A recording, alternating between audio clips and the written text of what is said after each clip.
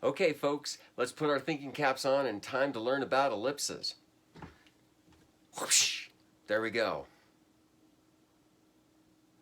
Thought that through. Okay, here's the deal with an ellipse. If you think about a circle is a center fixed distance away all the way around, right? Well, an ellipse is the same idea. It's a fixed distance, but not from a center, from two different points that we're going to call foci, or a single focus here and a single focus there. So where I'm taped at, it's right there and right there. Okay. Now, notice this string here is going to stay the same distance. So if I use it to draw my ellipse, I'm going to be showing that it's that same distance, this total, all the way around. So I'm going to get to there, and then I got to flip it upside down so that I can do the other side, of course. And right there. Look at that.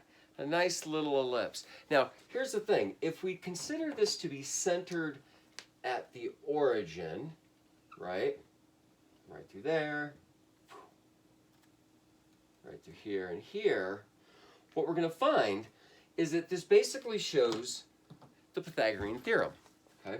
So what we've got is this distance here. Let's go all the way to there. So this distance plus that distance equals our total.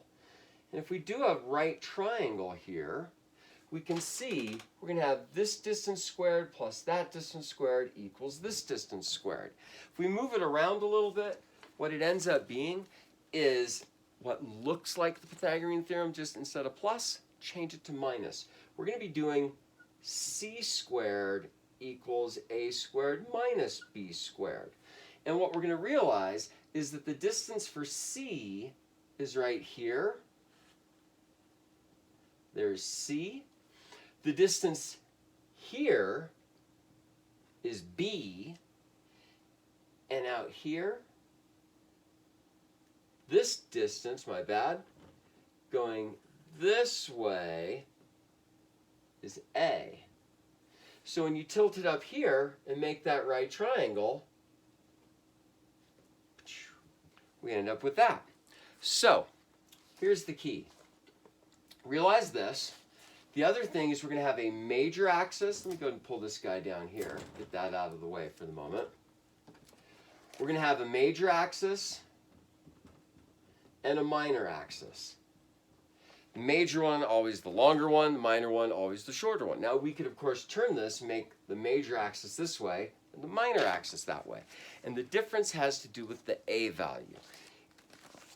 A squared is always going to be greater than b squared. So your a distance here, which is always longer than the b distance there, if you square this distance compared to that distance squared, the a squared will always be larger. Okay? So there's the key parts to start with. Now, here's the general equation that you want to know. Centered at the origin, we get x squared divided by a squared plus y squared divided by b squared equals 1. Or we could get x squared divided by b squared plus y squared divided by a squared equals 1. What's the difference? Yeah, you see it. The difference is right there. The difference has to do with where a is and where b is. That tells you which orientation it is. If a squared, the larger denominator, is under the x value, then it's going to be that your major axis is horizontal. If a squared is under the y-axis, the larger denominator is under the y-axis, then your major axis is going to be vertical. So, what does that mean? Let's take a look at an example. Okay, so let's go ahead and say, what if we had x squared over, gosh, let's make that 25, plus y squared over 9 equals 1. Well, when we look at that, which one's a squared? The larger one, right? Oh, it's hard to see there, right? That's a 9, right there where the light is, I can tell. So a squared is 25.